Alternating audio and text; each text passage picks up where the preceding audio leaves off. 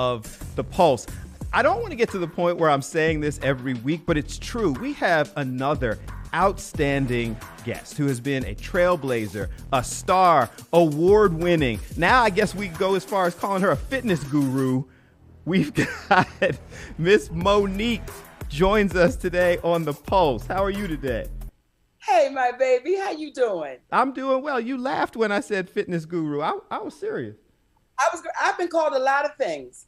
Okay, some things very good, some things okay, but a fitness guru, baby, I'll take it though. So that means I follow you on Instagram, and I've been seeing you getting your fitness on. So you're doing big things. Well, you know what? For me, my trainer knows to keep it exciting because I'll get bored really, really fast. So he knows you got to keep me moving. You got to keep me interested in what you're trying to give to me. And Lamar and Dwight are absolutely the best, baby. So one day I'm boxing, the next day I'm dancing, one day I'm figure skating. You don't know what you might find. Why? And we're going to get into the real discussion in just a second. Why are you sharing it? I want to show the next sister, if I can, you can. I'm 54 years old. You know, I got 5 children. Married, been married 3 different times, and a happy marriage now. So it's almost saying if I can, you can, because there's nothing unique or special. It's just getting out there and doing it. Okay. We always start on The Pulse because I get the pleasure of talking to people who are doing so many different things. And society always wants to define people. I'm always curious as to how you define yourself. So if you get to define you, how do you do that? That's a shocking question. Yeah, like how do you know what I would like to say? Just a big ball of love. That's it. Okay. A big ball of love.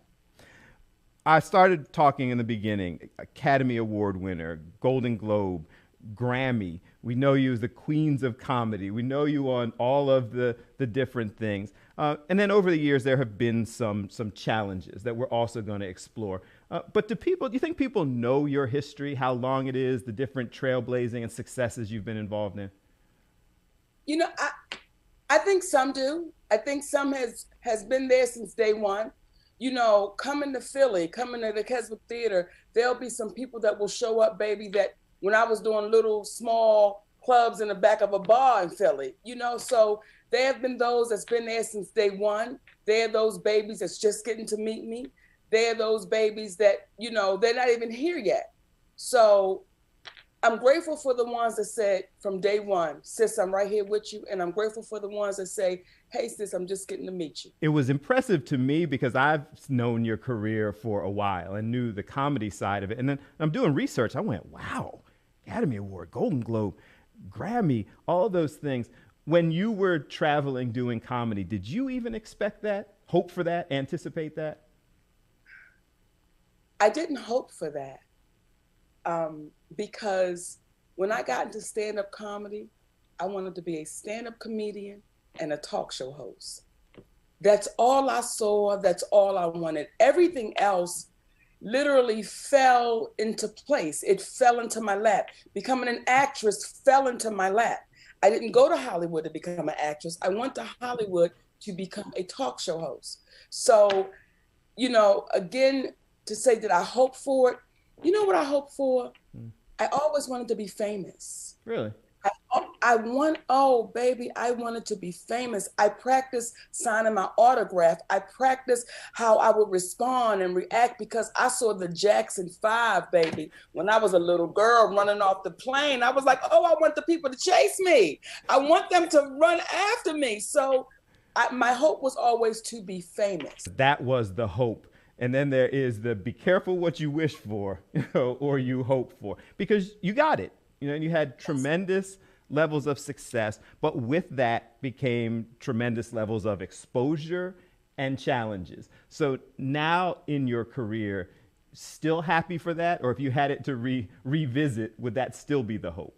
I wouldn't do one thing different, baby. Really? I wouldn't say one thing different. I wouldn't do one thing different. And I still stand in exactly what I said. So oftentimes when you take a stand, if you know our history, you know the challenges will come. because the one that normally takes the stand is the one that normally takes the hit.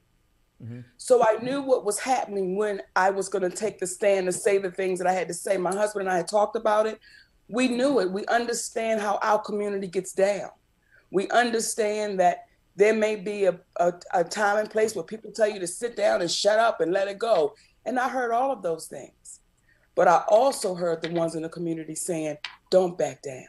I heard those elderly sisters and brothers saying, baby girl, we keeping you uplifted. We holding on to you. So for me to have children of my own and grandchildren, I wouldn't change not one thing. Because when my children look at me and they daddy and say, we proud of y'all. We proud of the stand y'all took. I wouldn't change it at all, baby.